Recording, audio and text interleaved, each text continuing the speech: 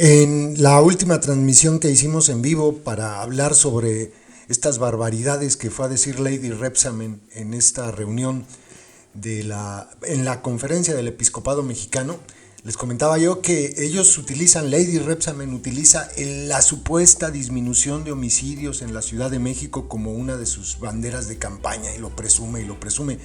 Pero les dije que estaban haciendo algo bastante raro. Ahora les voy a mostrar esa investigación que hablaba de ella y esa ya no la encontré, pero bueno, ahorita se las enseño.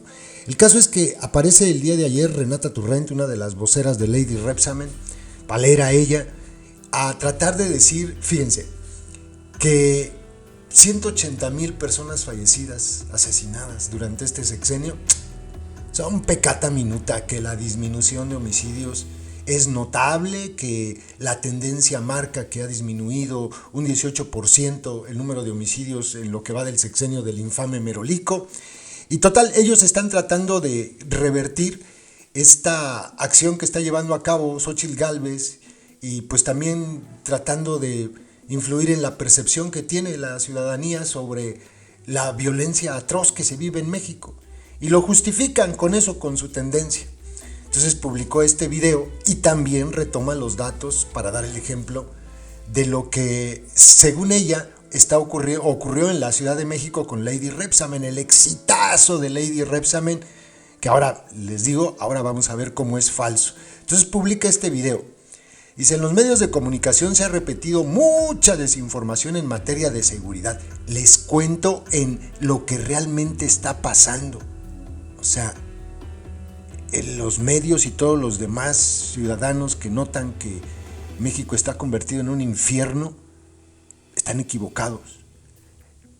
Lo que se ve en las calles, en los pueblos, en las carreteras, en todos lados es falso. ¿Ok? Lo verdadero es esto. Esta es la realidad. Y bueno, algo que se le olvida a la palera esta, Renata Turrent, es un pequeño dato que aquí hemos hablado muchísimo de esto. El principal talón de Aquiles de López son las desapariciones. Por más que traten de maquillar el censo, por más que traten de decir que es falso, de hecho, por más que él lo niegue, como lo hizo hace unos días ante la periodista de TV Azteca que le preguntó que si era verdad que había más desaparecidos en su sexenio que en cualquier otro momento de la historia de México, y él dijo que no era verdad. Ustedes lo escucharon. Bueno, pues por más que traten, ese talón de Aquiles es una muestra clara de que la tendencia en homicidios, sin contar este otro dato de los desaparecidos, pues es una fantasía. No puede estar bien. En el sexenio de López han desaparecido, vamos a ponerle entre 40 y 50,000 personas. Desgraciadamente, muchísimos de estos, pónganle ustedes la mitad, si no es que más. Sabemos que están muertos. Sabemos que están en alguna fosa clandestina. Sabemos que los desaparecieron, que desaparecieron sus cuerpos de formas tan terribles como las que conocemos que suelen utilizar los delincuentes. Ese 18% que dicen que ha disminuido y que ha alterado la tendencia que iba al alza y ahora el comportamiento de la tendencia es a la baja, vendría a demostrar que es falso lo que están diciendo. No es que hayan disminuido 18% los homicidios, es que todavía no encuentran los cuerpos. Esa es la verdad. Y estoy seguro que la tendencia, si se pudiera tener ese dato, que no lo vamos a encontrar tan fácilmente en mucho tiempo, iría al alza, porque está imparable.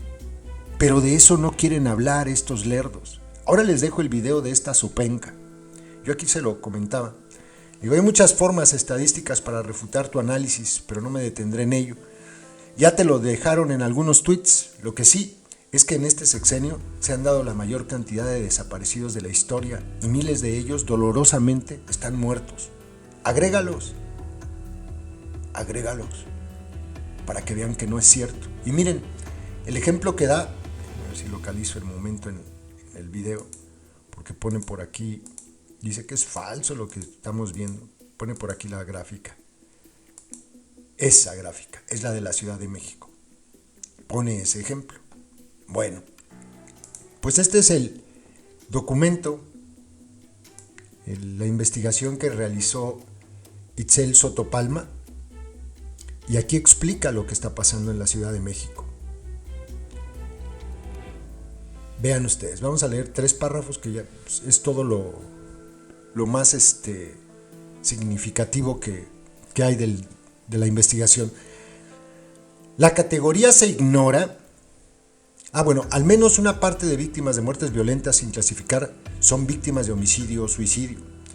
La categoría se ignora para clasificar algunas muertes violentas. Existen las estadísticas del INEGI al menos desde el año 2000. Sin embargo, como muestra la gráfica a continuación, a partir de 2011, con el delincuente Mancera, las muertes violentas sin clasificar empezaron a aumentar en la Ciudad de México. En 2017, 2011 todavía estaba, ¿quién estaba en 2011 en la Ciudad de México? Él entró en 2012. ¿Quién estaba antes? Se me fue. Pero bueno, continuó con el delincuente Mancera. En 2017 las víctimas sin clasificar llegaron a superar por primera vez a las víctimas de homicidios. Y también el grupo de víctimas mortales por accidentes. Las muertes violentas que no pudieron ser clasificadas alcanzaron un punto máximo en 2019, cuando representaron casi la mitad de todas las muertes violentas ocurridas en la ciudad, un 46%. Aquí está la gráfica a la que se refiere. Y sí, iban muy parejitas, ¿no? Los suicidios con los se ignora de qué murió, no se puede determinar de qué murió. Pero a partir de 2011 empieza a despegarse todo el sexenio de Mancera hasta llegar a 2018 y a 2019, 2020, 2021 y 2022, todo por encima de lo que era el comportamiento normal, o sea, algo pasó aquí que empezaron a reclasificar las muertes violentas en se ignora, y a la par de que disminuían supuestamente las muertes por accidentes, y empezaron a disminuir también las muertes, los homicidios como tal. Es tan claro que hay un maquillaje de cifras que solamente los adoctrinaditos vicariantes no lo verán. Pero bueno, veamos estos últimos 2 párrafos. Después del pico de las muertes violentas sin clasificar en 2019, también llama la atención su caída repentina el siguiente año.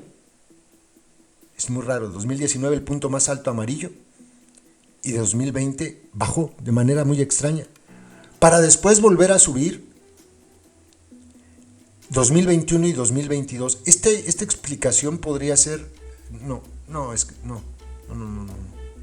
porque la pandemia fue en 2020, pero bueno, empezó a subir 2021 y 2022.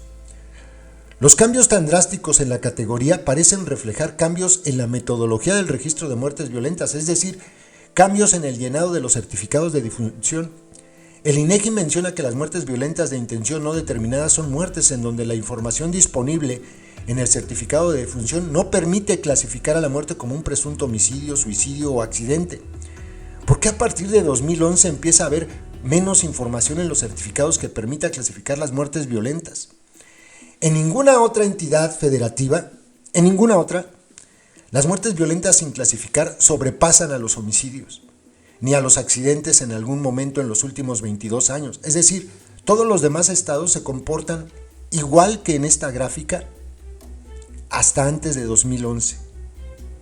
Igual. En la Ciudad de México, ¿no? De hecho, dice, en el resto de las entidades federativas las muertes sin clasificar se mantienen casi constantes y en niveles bajos. Las únicas otras entidades federativas en donde se observa que las muertes sin clasificar son un porcentaje importante de las muertes violentas son Hidalgo, Estado de México, Jalisco y Puebla, en donde representan el 15% de las muertes violentas en las 2 primeras entidades y el 10% en las 2 últimas, en 2022. Aún así, se quedan lejos de los niveles de la Ciudad de México. Es decir, Hidalgo y Estado de México tienen un porcentaje de muertes por las que no se puede determinar de qué murieron, de un 15%, representan un 15%. Jalisco y Puebla, un 10%, pero Ciudad de México representa un 46%. Un 46%. Así es que lo que dice esta doña es falso, y ellos van a repetir esto hasta el cansancio. Hay un clarísimo maquillaje de cifras. Agréguenle a ese clarísimo maquillaje de cifras en la Ciudad de México que las desapariciones en Ciudad de México han aumentado de manera espantosa. Entonces, la verdad es que se pasan de lanza, y les digo, solamente los adoctrinaditos vicariantes podrán creer esto, porque bueno, sabemos que ellos no razonan, ellos simplemente reaccionan como un acto de fe hacia todo lo que dice López, y en este caso Lady Repsamen, y cualquier integrante de la organización delictiva de la secta. Ellos tienen fe en que lo que les están diciendo es verdad. Les dejo el video de la tal Renata Turrent diciendo barbaridades. Saludos. Hola, yo soy Renata Turrent y esta es nuestra sección Lo que realmente está pasando, y en esta ocasión quiero hablar sobre las cifras de seguridad, porque veo en muchos medios de comunicación se dice que los homicidios no han bajado este sexenio y eso es falso. Sin embargo, empiezo diciendo que este tema tiene que tratarse con mucha responsabilidad porque son vidas humanas. Y ahora sí, explico. Primero, es cierto que el acumulado de homicidios es más alto que en el gobierno de Calderón, pero es falso que ese sea el dato que debe usarse para evaluar una política pública. Lo primerito que nos enseñan en una escuela de políticas públicas es encontrar el indicador que mejor nos ayude a evaluar la política. Y en el caso de la estrategia de seguridad, el dato que nos da más información es la tendencia, es decir, la tasa de crecimiento o decrecimiento, y no el acumulado, que sería la suma de los homicidios. Lo explico con la Ciudad de México porque me parece que es más fácil de entender. Durante el gobierno de Mancera experimentamos un incremento exponencial en los homicidios, un crecimiento de 46%. Mancera inició en niveles casi mínimos históricos y lo dejó en máximos históricos. Y si vemos esta gráfica, pero en la administración de Claudia Sheinbaum, veremos que parece un espejo. Ella toma en máximos, baja 51% y lo logra dejar en mínimos. Si en vez de la tendencia hubiéramos usado el acumulado para evaluar la estrategia de ambos mandatarios, tendríamos que decir que Mancera hizo un mejor trabajo que Sheinbaum, y dudo muchísimo que haya algún capitalino que piense que esa estrategia fue mejor. Ahora pasemos al ámbito federal. Desde Zedillo, ningún presidente había logrado bajar la tasa de homicidio. El periodo más dramático fue el de la guerra de Calderón, en donde los homicidios incrementaron en 193%, y si bien su acumulado no fue mayor que otros presidentes, nadie puede decir que su estrategia de seguridad fue exitosa, pues el incremento de esta magnitud muestra una política fallida. Con Peña Nieto los homicidios subieron 59%. De su administración podríamos decir que el acumulado de los homicidios fue mayor que el de Calderón, que se continuó una alza, pero que la velocidad fue más moderada que con Calderón. Y por el contrario, con López Obrador, observamos que por primera vez en 3 sexenios la tendencia es a la baja. Del 2019 a la fecha se ha disminuido en 18%, lo cual no es suficiente, por supuesto, pero sí rompe una tendencia de incrementos que sumaron 250% entre Calderón y Peña.